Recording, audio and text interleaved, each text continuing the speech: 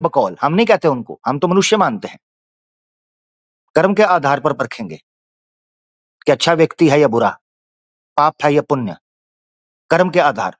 जिनको ये जन्म से नीच मानते हैं, हमने उनके बारे में भी कहा था कि तुम अगर बचे हुए हो ना तो उसके पीछे मुसलमान है,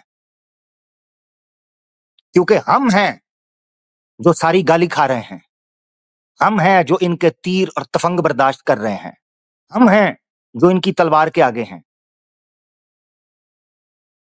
और मैंने बोला था कि चलती बंदूक के हम दहाने पे हैं, चलती बंदूक के हम दहाने पे हैं, हमको मालूम है हम निशाने पे हैं। हमें मालूम है, मगर हम तुम्हारी भी रक्षा किए हुए हैं, तुम हमारी जड़ें काटने पर लगे हो। अब सनातनियों को अब देख लो, सनातनियों को देख लो, वो मसीहियों के बारे में क्या बोलने लगे हैं, जरा सुन लो। कमेंट करो, जिनको लगता है क्रिश्चियनिटी से कोई खतरा नहीं है वो करो कमेंट कि हाँ कोई खतरा नहीं है, नहीं है ऐसे कमेंट करो। जिनको लगता है खतरा है वो लिखो हाँ खतरा है। भाई मणिपुर में इस समय क्या हो रहा है? क्रिश्चियन की पॉपुलेशन नॉर्थ ईस्ट में 50% से ऊपर है, कई स्टेट्स में 90% के आसपास है। कि खतरा नहीं है हमारे लिए? चलो, पॉपुलेशन खतरा बन गई है मसीहियत की, पॉपुलेशन। अब आपको समझ आई है गोरों ने यहां हुकूमत कैसे की? अब समझ आई है। ये मुगल रोते हैं, गिनती के मुगल थे। क्यों हुकूमत की? ये बेवकूफ कौम है। और मैं बताऊं, खुशी होती है कि हमारे पुरखों ने, हमारे पूर्वजों ने इस्लाम को स्वीकार किया। यकीन करो, इतने डरपोक और इतने मूर्ख लोग हैं और इतनी इनसिक्योरिटी है, इतना इनको खतरा है कि पावर में आग खतरा खतरा खतरा खतरा खतरा। क्या तमाशा है भाई, फलां पॉपुलेशन बढ़ गई। और सालो तुम लोग गोश्त नहीं खाते, सालो तुम लोगों की खुराकें ठीक नहीं है, सालो तुम लोग हाथ को जहमत दिए रखते हो सारी जिंदगी, उसमें हमारा क्या कसूर है? शादियां तुम लोग नहीं करते, लड़कियां तुम्हारी आवारा हो चुकी हैं, सनातन धर्म का तुम फॉलो नहीं करते, मूर्ति पूजा ने तुमको नपुंसक बना दिया हुआ है। खुद तुम्हारा स्वामी दयानंद सरस्वती कहता है कि नपुंसक है। शास्त्र तुम्हारे कहते हैं गोश्त खाओ तो बच्चा पैदा होगा, संतान उत्पत्ति के लिए समर्थ होगे जब तुम गोश्त खाओगे। उपनिषदें कहती हैं, स्वामी विवेकानंद लिख गया ये गोश्त खाया जाता था। इन उल्लू के पट्ठों को पॉपुलेशन से स्यापा पड़ गया है कि लोग बढ़ गए हैं, लोग बढ़ गए हैं जी, पॉपुलेशन बढ़ गई। अरे यही मसला इनको मुसलमानों से भी है। तो मैं आज मसीहियों से, बौद्धों से, सिखों से पूछना चाहता हूं, क्या बच्चे पैदा करना बंद कर दोगे? हमारे ऊपर तो आक्रमण ये किए हुए हैं, सोशल मीडिया पर भी और ग्राउंड पे भी, और तुम चुप करके देख रहे हो इस उम्मीद में कि शायद इनको इस्लाम से ही मसला है। तो क्या तुम बच्चे पैदा करना बंद कर दोगे? बताओ। नस काट लोगे? बताओ। विवाह करना खुद पर, स्वयं पर निषिद्ध कर लोगे? बताओ। तो फिर तैयारी पकड़ो, फिर तुम भी सोच लो तुम किधर खड़े हो। पंजाब में धड़ल्ले से कन्वर्जन हो रहा है, 20% ऊपर हो गए क्रिश्चियन। प्री बाइबल्स बांटी जा रही। तो बाइबल नहीं लिखते ये लोग, बाइबल पे लिखेंगे पवित्र शास्त्र, बाइबल नाम ही नहीं लिखेंगे उसके अंदर। तो उसके अंदर भी ओल्ड टेस्टमेंट गायब कर देंगे, सिर्फ न्यू टेस्टमेंट देंगे, उसमें भी गॉस्पल्स वाला, ताकि हिंदू कन्वर्ट हो जाए और फ्री बांटेंगे। अरे ये तो मीठी छोरी है क्रिश्चियनिटी, और बहुत डेंजरस है। रैपिड कन्वर्जन करता है क्रिश्चियनिटी, जिन एरियो में घुस जाता है वहां रैपिड कन्वर्जन कर देता है। और एडम की हरकत, और ये एडम कब सुधरेगा मुझे ये बताओ। तो मुझे डेट दे दो कि भाई इस डेट को ये सुधर गया था, मैं दिखाता हूं। देखो अब सुन लो कि तुम्हारा सनातनी खुद बता रहा है कि जिन योद्धाओं को इस्लाम के विरुद्ध जाकर तुम लोग सपोर्ट कर रहे हो, जिन योद्धाओं को तुम चैट जिहाद के जरिए प्रमोट कर रहे हो, जिन योद्धाओं को तुम जगह जगह जाकर उनके पोस्टर बॉय बनाकर उनको उठा उठा कर फिर रहे हो, उनकी पोल पट्टियां तो खुद तुम्हारे सनातनी खोल रहे हैं। तुम पहले खुद फैसला कर लो कि तुम लोगों ने करना क्या है। आज से इसने करीबन 15 महीने पहले अपने चैनल पे एक स्ट्रीम करी थी, और स्ट्रीम का वो था कि एक्स पंडित क्रिश्चियन, स्ट्रीम में डाल ऐसा कि एक्स पंडित क्रिश्चियन वहां पे किसी को बुलाया था तथाकथित, और उससे हिंदुइज्म को एक्सपोज करवा रहा, आज से 15 महीने पहले। तो कोई बात नहीं, सॉरी बोल दिया, एडम सुधर गया। हिंदुओं ने कहा एडम सुधर गया, उसने सॉरी बोल दिया। फिर 11 महीने बाद इसने देवी देवताओं गाली दी। अजय जी, हम सॉरी आपको बीच में इंटरप्ट कर रहा हूँ। छोटा सा सवाल मेरे मन में आया है आपकी सॉरी वाली बात से, मैं पूछ सकता हूँ? बिल्कुल बिल्कुल। कि अगर एक ये सुनते जाओ, बड़ा जरूरी है, इसको मिस नहीं करना, सुनना जरा। मुसलमान काफिरों से या काफिरों के बुतों से अगर मोहब्बत करेगा या उनसे कोई प्रॉब्लम, उनसे कोई नफरत नहीं रखेगा, तो वो मुसलमान नहीं रह सकता है। तो जब बाइबल में भी यही लिखा हुआ है कि आपके जितने भी ये सब हैं, आइडल्स हैं, ऑल हैं, ये सब झूठे हैं, फेक हैं, आपको गालियां दी जा रही है, आपसे नफरत करने का कहा गया है, तो फिर आप किस हिसाब से मानते हैं कि फिर एक क्रिश्चियन आपके बिलीफ से प्यार कर सकता है, या एक क्रिश्चियन आपकी बिलीफ को सपोर्ट कर सकता है, या उसको अच्छा मान सकता है? ये सिर्फ यार मूर्ख बनाने वाली बातें हैं। और माफी क्यों मांगी गई है ना भाई, ये हर एक इंसान अच्छे से जानता और समझता है, और बार बार गलती करके बार बार माफी क्यों मांगी गई है वो हम। हाँ जी, हम कहते थे कि इस यस्सु की कुत्ती ने जो माफी मांगी है वो हिंदुओं से पैसा बटोरने के लिए मांगी है। उसके विचार तब्दील नहीं हुए, विचार वही है उसके आज भी। देवी देवताओं पर वो आज भी नहीं मूतता, गरम वाला पीले कलर का तेजधारी उबलता हुआ, आज भी उसी तरह ही मूतता नहीं है।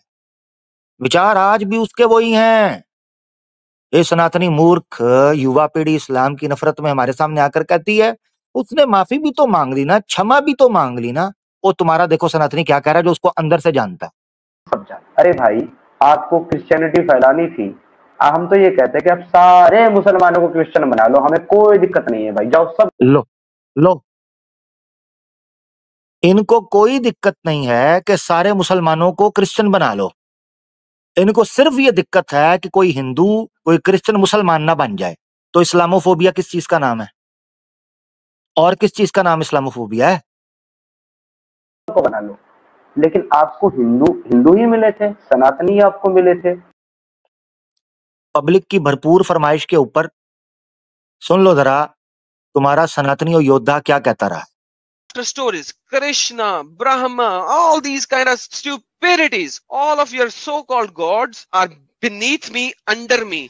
I don't even piss on them because my piss is better than your gods. I don't even piss on them because my piss is better than your gods. Because my piss is better than your gods. That's who I am. हाँ जी, that's who he is. Still, that's who he is. आगे सुन लो। अब बताइए, आपको सनातनी ही मिले थे क्या इनका कन्वर्जन कराने के लिए?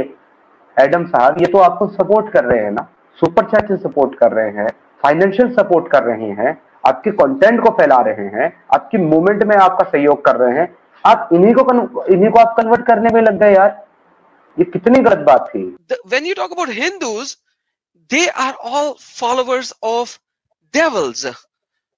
And that's why I have a lot of Hindus who became follower of Christ, and in my Urdu channel I'm going to bring them for their testimonies. ये सर, ये बिल्कुल धोखा है, ये बैक स्टैबिंग है, ये पीठ में छुरा घोंपना है।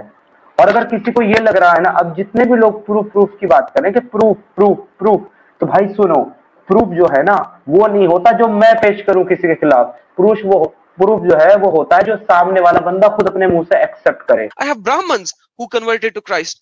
I have Brahmins who have converted to Christ. तो जब भाई बंदा खुद आपके सामने 30 का आंकड़ा बता रहा है कि मैं उनको कन्वर्ट कर चुका हूं और उनकी टेस्टिमनी भी अपलोड करूंगा, तो फिर भी आपको नहीं समझ में आ रहा है कि कन्वर्जन हो रहा है, और क्या चाहिए? कोई अभी लिख रहा था कि साहिल साहब को जो है ना वो सिद्धार्थ से ज्यादा सुपर चैट आते हैं। और लो जी, डिफाइनिंग मूवमेंट आ गया है। मैंने आपको पहले भी एक बार एक चीज बताई थी आज फिर एक वो क्लिप सुना देता हूं ताकि आपको याद रहे, ठीक है? ये स्क्रीन पर जरा देखो, मैंने आपको बताया था हकीकत क्या है, जरा स्क्रीन पर सुनना ये। लेकिन बहुत सारे ऐसे एक्स मुस्लिम भी हैं जो नाम जिनके एक्स मुस्लिम हैं, बात जो कर रहे हैं ठीक है, दूसरे का टॉपिक कंटेंट देखते हैं, बनाते हैं। अगर उनसे मैं आज मुस्लिम बन के बात करूं तो भाई एक टॉपिक को डिफेंड नहीं कर सकते वो अपने, इतनी भी नॉलेज नहीं है उनको। और मैंने ये किया है, मैंने ये किया है चंद एक्स मुस्लिम के साथ पास जाकर के मैंने मुस्लिम बनकर के बातचीत की है। तो वहां बातचीत करके मैंने ये देखा है कि उन लोगों को अपने टॉपिक की बेसिक नॉलेज नहीं पता। फिर मैंने उनको बाद में बोला है कि भाई तुमको अगर टॉपिक पे बात करना है तो पहले कंप्लीट रिसर्च करो, कंप्लीट रेफरेंस लो, फिर बात करो। ऐसे तो तुमको कोई भी मुस्लिम आकर के पेल जाएगा, तुम तो एक आम मुसलमान को भी जवाब नहीं दे सकते। तो ये चीजें हैं। हाँ, सुन लिया कि एक्स मुस्लिम की हालत क्या है, इनके अपने लोगों की जुबानी, हमारी जुबानी नहीं। चलो एक और चीज भी सुनाता हूं ताकि आपको पता चल जाए कि ये पोल पट्टी हम क्या खोल चुके हुए थे। जरा सुनना कि ब्लास्फेमी चैनल्स के ऊपर क्यों की जाती है। सनातनियों को ये बात समझ आ जानी चाहिए और इनको इस चीज का पता चलना चाहिए। ये पहले भी मैंने प्ले की थी एक बार, रुको जरा मैं उसको निकाल लूं ताकि असल में इनकी पटारी बहुत बड़ी है और इनकी मोरी भी बहुत बड़ी है जिसमें बहुत सारा सामान मैंने डाल कर रखा हुआ है अपना। तो उसमें से मुझे बहुत सी चीजें ढूंढनी पड़ती हैं। एक मिनट जरा रुकिएगा कि ये क्या बोल रहे हैं। अच्छा, इधर तो कुछ और पटारी है, इधर थी। एक मिनट जरा, ये देखना जरा।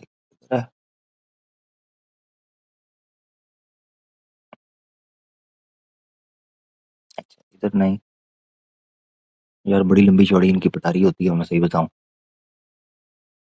ओए होए होए, बहुत माल पड़ा हुआ है, अभी तो मैंने रोक के रखा हुआ है, बहुत माल। ये तो मैं आप लोगों को कह रहा हूँ कि आप लोग पुराना ही पहले माल जो मैंने मार्केट में फेंका हुआ है वो ही सुन लो तो आपको समझ आ जाए चल क्या रहा था। अगर ये इतिहास के लिए बड़ा जरूरी है कि आने वाली जो हमारी पीढ़ियां ना वो देख लें जिस टाइम के ऊपर ये मामला चल रहा था ना जी, उस वक्त क्या चल रहा था और इन लोगों की मॉरल स्टैंडर्ड इनके क्या थे। पब्लिक को पता रहना चाहिए, आने वाले लोगों का भी ये हक है। अच्छा किधर गया, एक मिनट, यहां से नहीं, मैं यहां से पर सर्च करता हूँ, रुको, यहां से मुझे नहीं मिल रही, यहाँ जाना पड़ेगा और यहाँ से सर्च करना होगा मुझे, तरह आ जाएगा इजीली।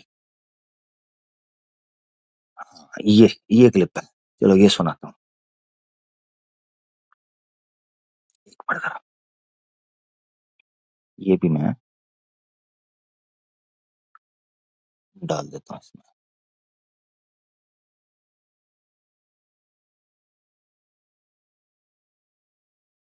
ओए सर्च हो जा, हाँ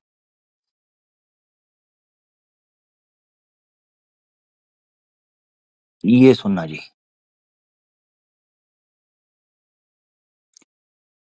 कि ये लोग ब्लास्फेमी क्यों करते हैं, जरा सुनो। जी हालांकि मेरा बहुत कंट्रोवर्शियल स्टेटमेंट होगा ये, मैं आपको एक चीज और बता दूं, हालांकि मेरा बहुत कंट्रोवर्शियल स्टेटमेंट होगा ये, लोग कहेंगे अब मूवमेंट छोड़ दिया, चैनल बंद कर दिया तो अब ये बातें बोल रहा है, लेकिन नहीं, ये चीजें मैं हमेशा से महसूस करता हूं और मैं एक ऐसा इंसान हूं जो सही बात को बोलने में कहीं भी नहीं कतराता। कई बार ये चीजें आमिर भाई एक्स मुस्लिम्स के चैनल पर जानबूझकर भी की जाती हैं और जानबूझकर क्यों की जाती है वो आप बहुत अच्छे से समझदार हैं, बुरा ना मानिएगा। अगर आप यहाँ बैठ करके सनातन को बुरा बोलेंगे, क्रिटिसाइज करेंगे, उसको गलत साबित करेंगे तो यहाँ सुनने वाले मुस्लिम लोग खूब मजे लेंगे। ठीक उसी तरीके से अगर आप इस्लाम को बुरा बोलते हैं, इस्लाम को क्रिटिसाइज करते हैं, उसको भला बुरा बोलते हैं तो दूसरी कम्युनिटी वाले मजे लेते हैं। ये सबके अंदर है, हमारे अंदर। तो जितना ज्यादा किसी को मजा आएगा उतना ज्यादा ही तो वो जुड़ेगा ना आपके साथ। ठीक ठीक ठीक, यानी जितना मजे का ठुमका लगेगा उतनी ज्यादा सुपर चैट। हाँ जी, सुन लिया दोस्तों। अब डिफाइनिंग मूवमेंट आ गई है अगली। अब अगली डिफाइनिंग मूवमेंट मैं आपके सामने रखने लगा हूं कि सुपर चैट कैसे आती है। ठीक है जी, ये जरा अब हमने आपके सामने रखना है। सुपर चैट कैसे आती है ये जरा आपने सुनना है। ठीक है जी, ये जरा हम देखते हैं। चलो जी। करूंगा तो फिर भी आपको नहीं समझ में आ रहा है कि कन्वर्जन हो रहा है और क्या चाहिए। कोई अभी लिख रहा था ये वाला अब आपने सुनना है। ठीक है, ये गौर से सुनना है। कि साहिल साहब को जो है ना वो सिद्धार्थ से ज्यादा सुपर चैट आते हैं और यही जो है ना पहचान है इसकी कि जो है सिद्धार्थ से ज्यादा चाहने वाले हैं। वो मेरे माइंड में एक आइडिया आया है जिससे मैं अपने सुपर चैट कल से बढ़ा सकता हूँ और आप भी बढ़ा सकते हो। मैं आपको बता दूं आइडिया। क्या? मैं बताता हूँ आपको। आप ऐसा करें कि हम 5 लोग बैठे हुए हैं आपके अलावा, यहाँ तकरीबन 10-15 की तो टीम होगी ना आपकी। कल एक काम 10,000 लोग 10,000 रुपए जो है ना हम 10 लोगों को भेज देते हैं। कल 1 लाख रुपए इन्वेस्ट हो गया अपना। उनको बोलेंगे कि एक आदमी को 100 रुपए का सुपर चैट करना है हमें। ठीक है सर। अब जब 100 रुपए का सुपर चैट वो करेगा तो उसके 70 रुपए तो हमें वापस मिल जाएंगे यूट्यूब से, 30 रुपए यूट्यूब के पास चले जाएंगे। तो हमारा लॉस हुआ सर 30 रुपए का। लेकिन उसको देख करके 4 लोग 100 रुपए के सुपर चैट करेंगे तो उससे हमें मिलेगा सर 728 280 रुपए। सर 30 का लॉस, 280 का बेनिफिट, कुल मिलाकर के 250 का प्रॉफिट। कैसा चैट करेंगे तो उससे हमें मिलेगा सर 728 280 रुपए। सर 30 का लॉस, 280 का बेनिफिट, कुल मिलाकर के 250 का प्रॉफिट। कैसा बिजनेस है सर? बढ़िया है। हाँ, मुझे पता ये लोग करते हैं ऐसा, खुद सुपर चैट करते हैं ऑडियंस। सर 30 का लॉस, 280 का बेनिफिट, कुल मिलाकर के 250 का प्रॉफिट। कैसा बिजनेस है सर? बढ़िया है। हाँ, मुझे पता ये लोग करते हैं ऐसा, खुद सुपर चैट करते हैं ऑडियंस और सुपर चैट करता है। पता है मेरे को। अगर लोग ये सोचते हैं कि केवल बिजनेस करना वही जानते हैं और ज्यादा होशियार हैं लोग, तो ये समझ लें कि ये सारी स्कीमें हम अच्छी तरीके से जानते हैं। पर हाँ जी, क्या सारे ये नहीं पंडित जी, समझ नहीं आ रही पर चस बड़ी आ रही है। हाँ जी, और ये ईमान यूनियन का जिगरा है। उल्लू के पट्ठो, इस्लाम से भिड़ना कोई खाला जी का हलवा है, ये मोमिन का जलवा है। हाँ, तू बस इसे चाट। हाँ चाट, यही मेरा तलवा है। हाँ चाट इसे जोर से चाट। तू तलवे में बैठेगा इस्लामोफोब।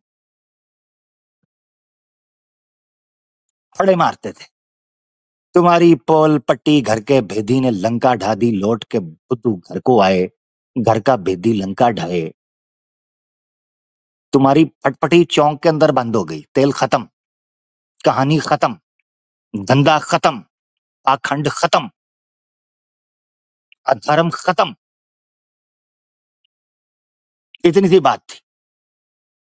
हम लोग बिजनेसमैन नहीं है, हम लोग बिजनेस करने नहीं आए यहाँ पर, हम लोग लोगों को नॉलेज देने आए हैं। हमारा बस हम यही चाहते हैं, क्योंकि ईमान यूनियन को और जितने भी लोग हैं हमने उनका नेक्सस देखा है, बहुत स्ट्रांग देखा है। हमने उनका इंफ्रास्ट्रक्चर बहुत स्ट्रांग देखा है।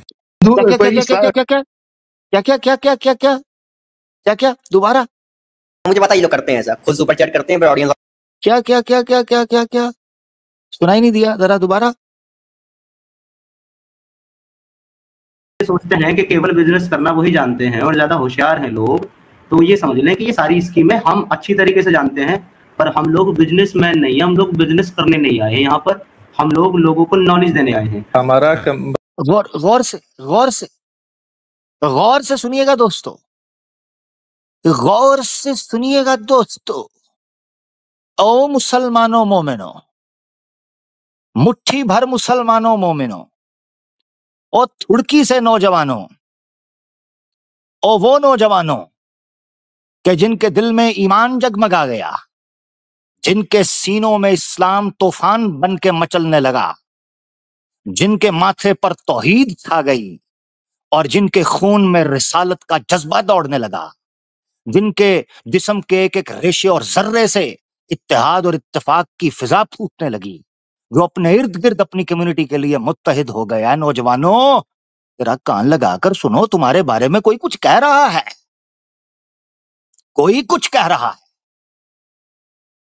सुनो तो सही। बस हम यही चाहते हैं, क्योंकि ईमान यूनियन को और जितने भी लोग हैं, हमने उनका नेक्सस देखा है, बहुत स्ट्रांग देखा है, हमने उनका इंफ्रास्ट्रक्चर बहुत स्ट्रांग देखा है। कोई जी, कहानी गई मुक ते किला गया ठुक।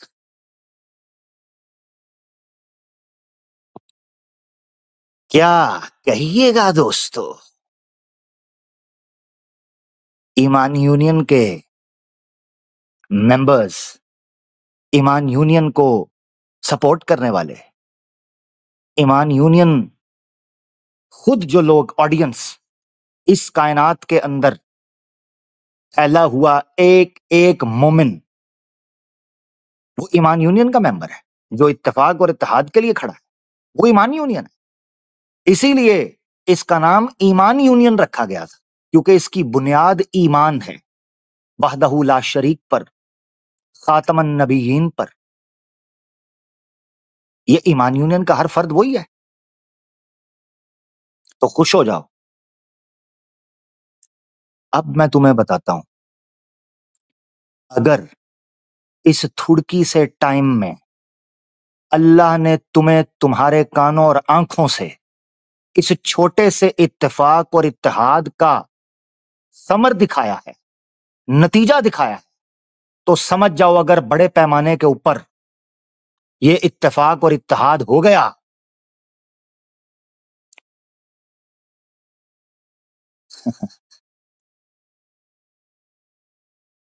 मुझे सोच कर भी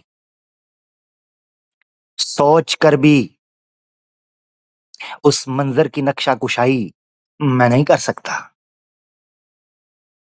मैं नहीं कर सकता।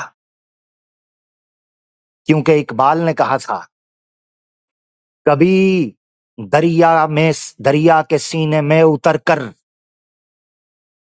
कभी बहर से मिसले मौज उभर कर, कभी दरिया के सीने में उतर कर, कभी बहर से मिसले मौज उभर कर, मकाम अपनी खुदी का फाश तर कर। तू अपने आईने में खुद को देख, अपने भविष्य को देख, अपनी नौजवान नस्ल को देख। तू देख तो सही बाहर का रंग कैसा होता है, तू देख तो सही जब घटा छाती है और बारिश की पहली बूंदें बंजर जमीन पर गिरती हैं तो कैसे परिंदे लहलहाते हैं। तू देख तो सही कि जब इस्लाम शरीयत बनकर इस जमीन के टुकड़े पर नफाज कायम करता है, फिर अमन, इंसाफ, आष्टी, न्याय और सत्य किस तरीके चार जानिब फैलता है। तू फर्क तो तू देख ही नहीं पाया, तुझे मोहलत नहीं मिली। तूर तो मौजूद है, कोई मूसा ही नहीं। आए फिजाए बद्र पैदा कर, फरिश्ते तेरी नुसरत को उतर सकते हैं गर्दों से, कितार अंदर कितार अब भी।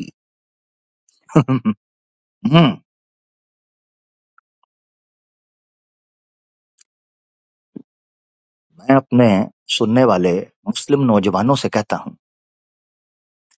खुदारा फिरका वारियत फैलाने वाले हर प्लेटफॉर्म का बाइकआउट करो। खुदारा तुम्हें नहीं पता, मैं बोलूंगा, बोल के चला जाऊंगा, मैं तो खत्म हो जाऊंगा। मैं इस्लाम तो नहीं ना जिसके बारे में, या मैं सच तो नहीं ना जिसके बारे में शायर ने कहा था, मैं तो सूरज हूं, मेरे आगे सितारे क्या हैं। सब है क्या, सबके नजारे मेरे आगे क्या हैं। जो हमेशा रहे शाहों के सनाखा जालिब, वो सुखन साज कम बखत बेचारे मेरे आगे क्या हैं। ये तो ईमान का जलवा है जो सदा रहेगा।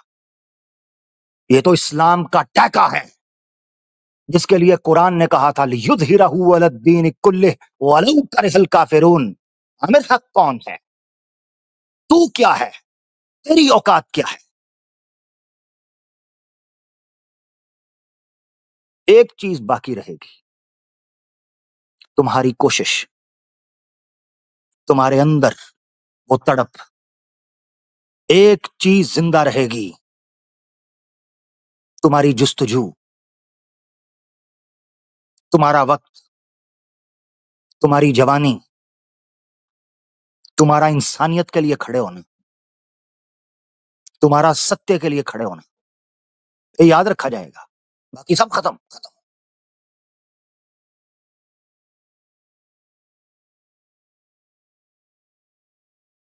फैसला तुम्हारा,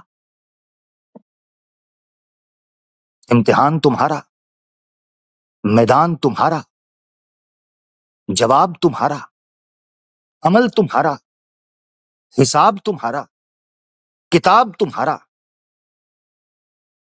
अब फैसला तुम्हारा।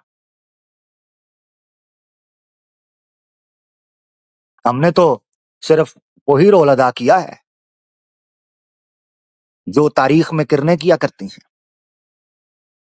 और कमबख्त क्या बताएं कि हमारे बस में भी ना था। ये तो उसकी तौफीक और उसका फजल है कि उसने मुझ जैसे गुनाहगार को ये जुबान दी, अल्फाज दिए और मौका दिया और मोहलत दी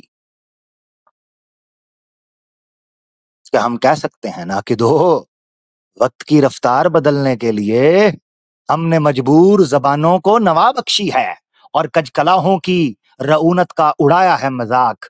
हमने तारीख के चेहरे को जया बख्शी है। आज उस तारीखी मोड़ पर खड़े हैं मुसलमान नौजवान, उस तारीखी मोड़ पर कि इनको फैसला करना है। बड़ी चेंज नहीं। तुम सोचते हो कौमें बदलेंगी, कौम नहीं बदला करती, अफराद बदला करते हैं। अफराद में तब्दीली आती है,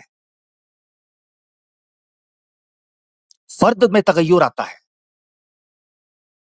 कौम तो एक हवा की तरह है, जिधर अफराद ले चले।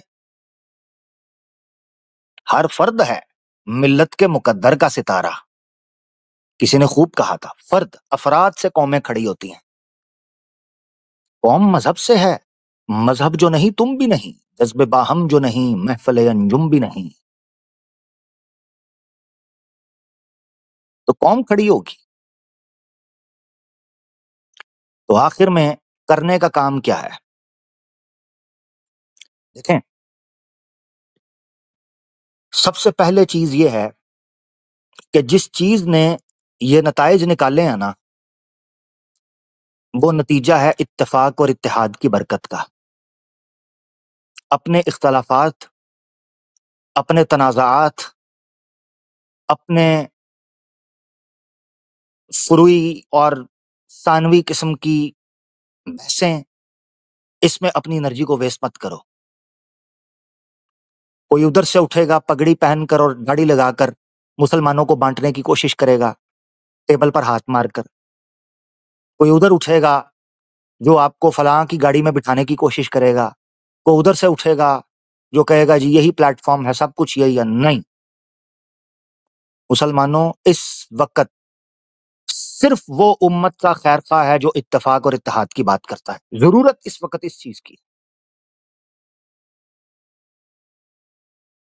अगर इन मसलों ने, इख्तलाफी मसलों ने हल होना होता 1300 साल के अंदर हल हो जाते। वो नुस्खा आजमा कर देख लिया तुमसे पहलों ने। अब सिर्फ एक चीज, इत्तेफाक और इत्तेहाद पर खुद को कायम करो। सबसे पहला काम करने का हमारा ये, अपनी जिंदगियों में इत्तेफाक और इत्तेहाद लेकर आओ और फिरका वारियत से खुद को दूर कर लो। जिन जिन मजलिसों में, जिन चैनल्स पर, जिन प्लेटफॉर्म्स में, जिन ग्रुप्स में, जिन समूहों में, जिन गैदरिंग्स में तुम्हें कहीं फिरका वारियत की बू नजर आए, खुद को अस्सलाम वालेकुम कहकर अलग कर दो। नंबर 2, अब हर फर्द के लिए करने का काम यह है, जितने लोग सुन रहे हैं, अपने अपने प्लेटफॉर्म्स खड़े करो। अपने अपने सोशल मीडिया पर हर मुसलमान की आईडी एक मोर्चे का किरदार अदा करे। खुद कोई कंटेंट डालो, एनोनिमस आईडीज बनाओ। मुझे पता है हालात टफ हैं, मगर कौमें टफ हालात के अंदर ही बना करती हैं। मुश्किल वक्त ही इंसान को मजबूत आसाब देता है और उसका ट्रू पोटेंशियल जो है